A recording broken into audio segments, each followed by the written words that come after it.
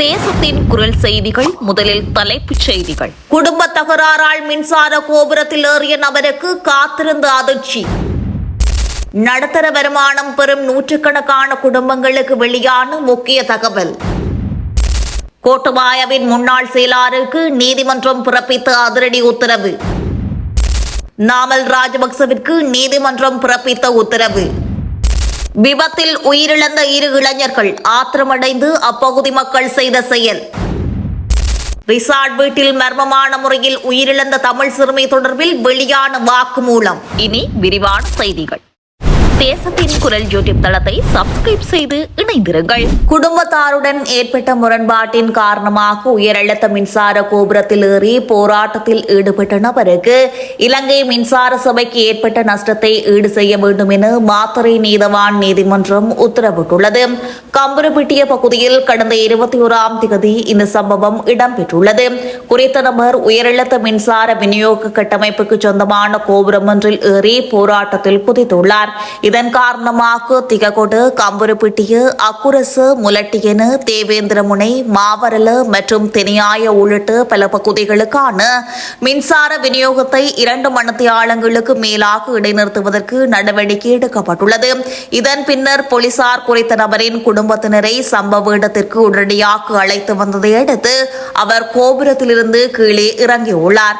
இதனையடுத்து உடனடியாக கைது செய்யப்பட்டு அவர் மாத்தறை நீதவான் நீதிமன்றத்தில் ஆஜரானதை தொடர்ந்து கடந்த 24ஆம் திகதி வரை விளக்கமறியலில் வைக்கப்பட்டுள்ளார். இந்த வழக்கு 24ஆம் திகதி விசாரணைக்கு எடுத்துக் கொள்ளப்பட்ட போது இந்த சம்பவத்தால் இலங்கை மின்சார சபைக்கு ஏற்பட்ட நிதி இழப்பை கணிப்பிட்டு நீதிமன்றத்தில் அறிக்கை சமர்ப்பிக்குமாறு கம்புருப்பிட்டிய போலீசாருக்கு மாத்தறை தலைமை நீதவான் உத்தரவிட்டதுடன் சந்தேக நபரை 28ஆம் திகதி வரை மீண்டும் விளக்கமறியல் வைக்க உத்தரவிட்டிருந்தார். கடந்த 28ஆம் திகதி வழக்கு மீண்டும் விசாரணைக்கு எடுத்துக் கொள்ளப்பட்ட போது 2 மணித்தியாலங்களுக்கு மேலாக நிலவிய மின்வெட்டு காரணமாக இலங்கை மின்சார சபைக்கு 2,1059.90 ரூபாய் இழப்பு ஏற்பட்டுள்ளதாக போலீசார் நீதிமன்றத்திற்கு தெரிவித்திருந்தனர்.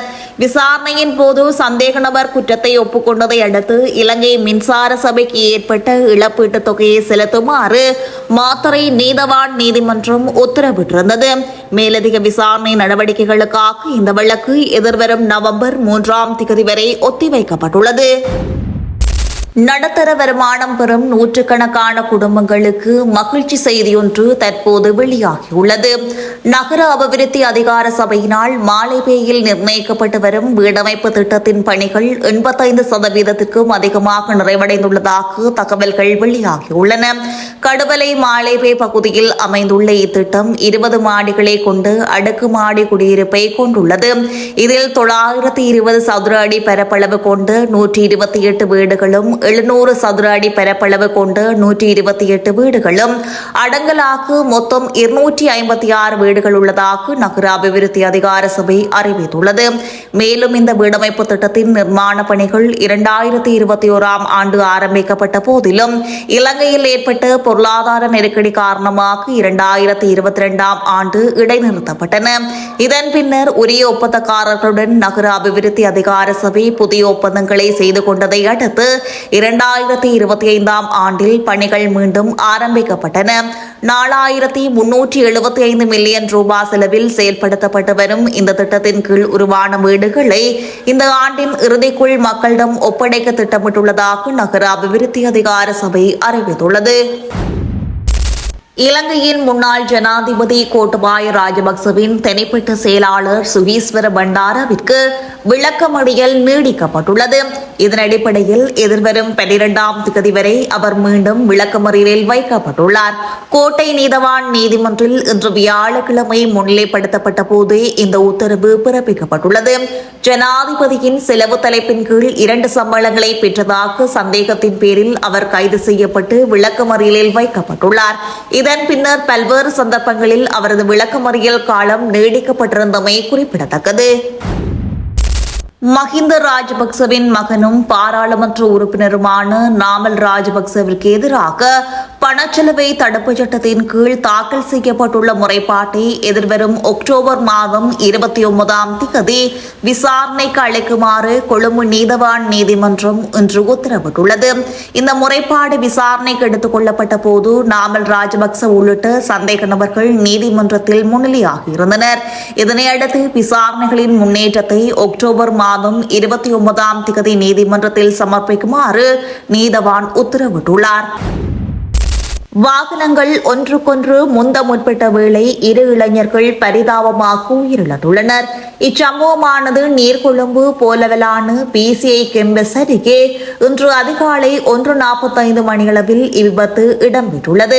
இச்சம்பவம் தொடர்பில் போலீசார் மேலும் தகவல் தெரிவிக்கையில் கண்டெய்னர் லொரிக்கும் மோட்டார் சைக்கிளுக்கும் இடையே ஏற்பட்ட மோதலினால் இந்த விபத்து இடம்பெற்றுள்ளது.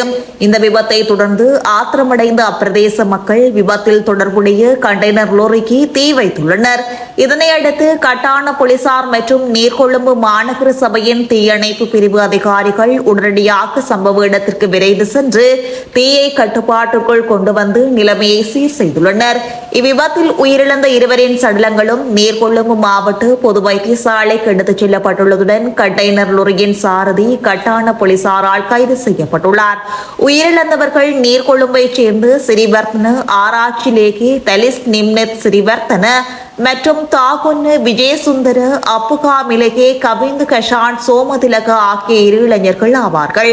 கைது செய்யப்பட்ட கண்டெய்னர் லோரியின் சாரதி கிப்பெலகெதர உதித திலங்கு நிர்மல என்பவராவார். இவர் பனிலதென்ன பகுதியைச் சேர்ந்தவர் என அறிவிக்கப்பட்டுள்ளது. இச்சம்பவம் தொடர்பான மேலதிக விசாரணைகளை கட்டான போலீசார் முன்னெடுத்து வருகின்றனர். விகாராதிபதி பதவி தொடர்பாக இரு தேரர்களுக்கு இடையில் ஏற்பட்ட மோதலில் ஒரு தேரர் பலத்த காயமடைந்துள்ள சம்பவம் தொடர்பில் மற்றொரு தேரர் அதிரடியாக கைது செய்யப்பட்டுள்ளார். குறித்த தேரரை வரும் ஆகஸ்ட் மாதம் 6ஆம் தேதி வரை விளக்கமறியலில் வைக்குமாறு மஹியங்கனை நீதவான் நீதிமன்றம் உத்தரவிட்டுள்ளது. இச்சம்பவம் தொடர்பில் மேலும் தெரிய வருகையில் ரிதிமாலியத்து செனசுன்கல பிராண ராஜமகா விகாரையின் முன்னாள் விகாராதிபதி தேரர் காலமானதை தொடர்ந்து விகாராதிபதி பதவிக்காக அழுகெட்டியாவே சீலவம்ச தேரர் மற்றும் கேசல் போதே சேமதாங்கார தேரர் ஆகிய இருவருக்கும் இடையே நீண்ட காலமாக மோதல் நிலவி வந்துள்ளது. இதற்கு முன்னரும் இவர்களுக்கிடையேயான மோதல் தொடர்பாக மஹியங்கனை காவல் நிலையத்தில் பல முறைப்பாடுகள் பதிவு செய்யப்பட்டுள்ளது. அத்தோடு இருதரப்பினருக்கும் நீதிமன்றத்தினால் சிறை தண்டனைகளும் விதிக்கப்பட்டிருந்த பின்னணியிலேயே இந்த புதிய மோதல் ஏற்பட்டுள்ளது. இவ்வாறு கடந்த 24ஆம் தேதி தான் விகாராதிபதியாக நியமிக்கப்பட்டதாக கூறி கடிதம் ஒன்றுடன் விகாரைக்கு வருகை தந்த சீலவம்ச தேரர் அங்கு தங்கியிருந்த மேதாங்கர தேரரிடம் விகாரையின் சாவி கொத்தை கேட்டுள்ளார். இதன்போது ஏற்பட்ட வாக்குவாதம் வெடித்ததில் சீலவம்ச தேரர் மேலும் 2 நபர்களுடன் சேர்ந்து மேதாங்கர தேரரை தாக்கிவிட்டு தப்பியோடியுள்ளார். இதனையடுத்து தாக்குதலில் காயமடைந்த மேதாங்கர தேரர் மஹியங்கனை வைத்தியசாலையில் அனுமதிக்கப்பட்டு மேலதிக சிகிச்சைக்காக பதுளை போதன வைத்தியசாலைக்கு மாற்றப்பட்டுள்ளார். அராவ பகுதியில் தலைமறைவாகியிருந்த சந்தேக நபரான சீலவம்ச தேரரை போலீசார் கைது செய்துள்ளனர். அத்தோடு தாக்குதலுக்கு உதவியதாக தெரிவிக்கப்படும் ஏழு 2 சந்தேக நபர்களும் பிரதேசத்தை விட்டு தப்பியோடியதுடன் அவர்களை கைது செய்ய போலீசார் விசேட விசாரணைகளை முன்னெடுத்து வருகின்றனர்.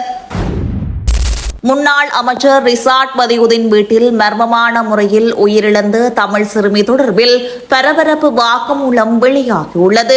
குறித்த சிறுமியின் மரணம் தொடர்பான வழக்கு விசாரணை நேற்று இடம்பெற்றது. கொழும்பு புதுக்கடை மேலதிக நீதவான் நீதிமன்றத்தில் சுவசெரிய முதலுதவி அதிகாரி அசலி உபேஷேகர் நேற்று சாட்சியம் அளித்திருந்தார். மேலதிக நீதவான் லிடான் வரிசை விதாரண முன்னிலையில் வழக்கு விசாரணைக்கு எடுத்துக் கொள்ளப்பட்ட போதே அவர் இவ்வாறு சாட்சியம் அளித்திருந்தார்.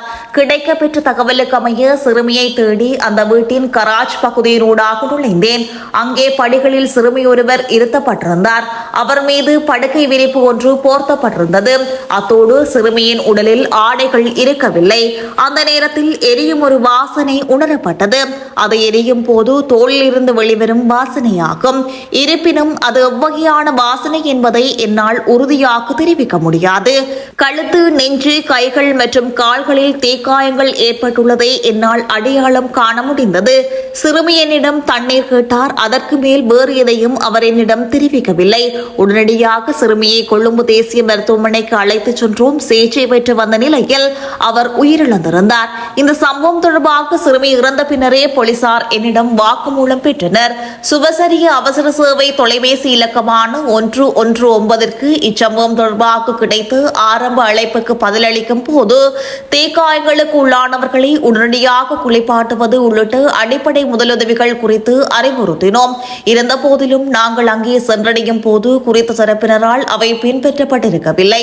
அத்தோடு இந்த வழக்கில் சாட்சியம் அளிப்பது தொடர்பில் போலீசார் எங்களுக்கு எந்தவிதமான முறையற்ற அழுத்தங்களையும் பிரயோகிக்கவில்லை என அவர் தெரிவித்துள்ளார். இச்சம்பவம் நடைபெற்ற 2021ஆம் ஆண்டில் எரிவாயு காரணமாக தீப்பற்றி ஒருவர் வீட்டில் உள்ளதாக சுவசரிய சேவைக்கு ஆரம்ப அழைப்பின் மூலம் பெறப்பட்டதாக தெரிவித்து அதே ஆண்டில் தான் போலீசாருக்கு வழங்கிய வாக்குமூலம் தொடர்பில் எதிர்த்தரப்பு வழக்கறிஞர்களின் குறுக்கு விசாரணைகளுக்கு பதிலளிக்கும் போதே அவர் இதனை தெரிவித்தார். சுவசரிய சேவைக்கு பொதுவாக கிடைக்கும் அனைத்து அழைப்பு விவரங்களும் பதிவு செய்யப்படுவதால் இச்சம்பவமும் அவ்வாறே அமைந்திருக்கும் என நான் நம்புவதாக அவர் குறிப்பிட்டிருந்தார். தீக்காயங்களை தவிர எரிவாயு காரணமாக தீப்பற்றி காயமடைந்த நபர் ஒருவர் குறித்தும் இச்சம்பவம் தொடர்பான ஆரம்ப சுவசரிய அழைப்பில் குறிப்பிடப்பட்டிருக்கவில்லை என எதிர்த்தரப்பு வழக்கறிஞர் முன்வைத்த கேள்விக்கு பதிலளிக்கும் போதே அவர் இதனை தெரிவித்துள்ளார். தேசத்தின் குரல் யூடியூப் தளத்தை சப்ஸ்கிரைப் செய்து இணைந்திருங்கள்.